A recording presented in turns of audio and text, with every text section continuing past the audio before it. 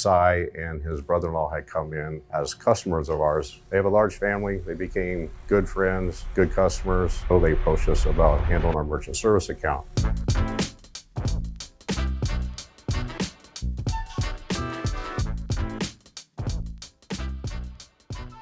My name is Mark Williams. My brother and I, Michael Williams, own a Toyota repair shop called Yota Pros. Opening up a shop in 2012, we didn't have a relationship with any specific partner as far as banking and merchant services. Cy came in and just asked to see our statements to see what kind of fees we were paying. The fees were not great. The payment processing was usually 24 hours after closing.